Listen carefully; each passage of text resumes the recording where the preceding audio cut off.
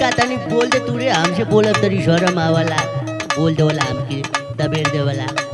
अरे बाबू दीपक का रोज रोज कचकच करे लू तो रे? का हो गले? सुन हमार बात, अब बताओ। ये हमें अच्छा ना लगला। सुनो बताओ बताओ।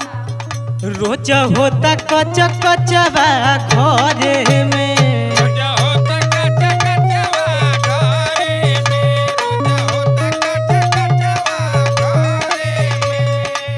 सास पतोह दुनो लड़े में, सास पतोह खाली लड़े मेरे रोज होता कच कचवा घरे में।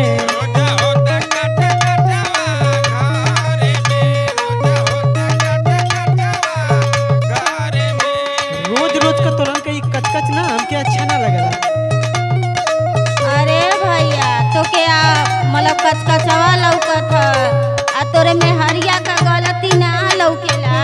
का कहले से बताओ। सुन काहे ना होई कच्चा कचवा घरे में,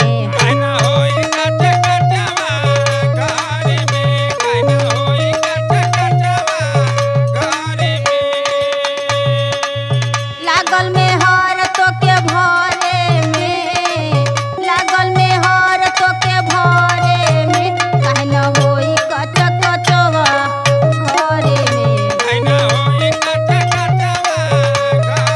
आपन में हरिया के ना समझावेला लौड़ू कपूर।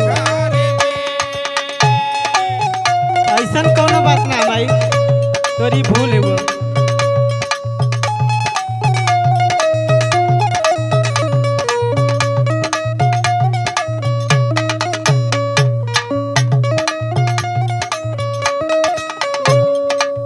जानत हवे दीपका?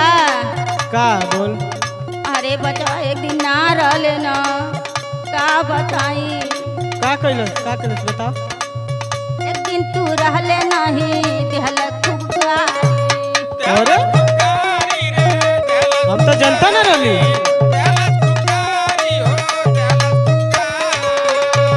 करे ओकर इतना हिम्मत हो गई रे?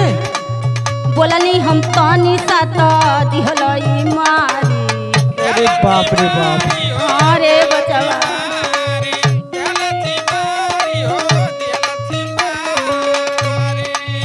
और सुना। बोल माई बोल बोल सुना।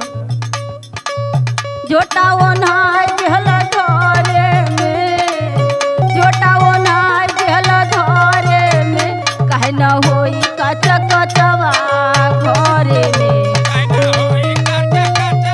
एकदम तोरे मेहरारू से हम परेशान हो गनी बेटा।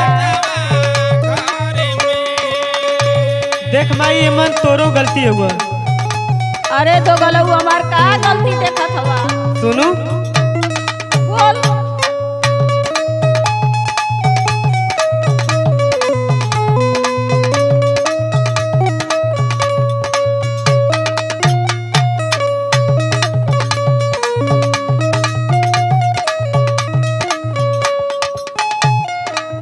कान खोल के सुन माई। हाँ तू तब हमके कान खोल के सुनवावे वाला हो गल हवे। सुन तो एमन तोरो गलती है। सुनू का बताओ। पढ़ल ना लिखल बाड़ू बोलेलू ज्यादा। आई हो दादा एकर में हरिया कुंवर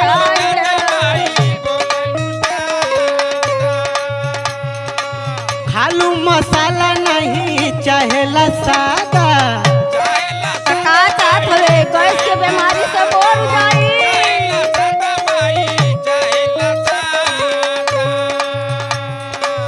पढ़ल ना लिखल बाड़ू बोलेलू ज्यादा, खालू मसाला नहीं चाहेला सादा। सुनत ही ना? तू चाहत हवे कि मर जाओ। तुहन मरद मेहरारू मिल के हमके मुआवल चाहत हवे ओ पंचो। पहले बात सुन। दीपक अशोक बोले डर में,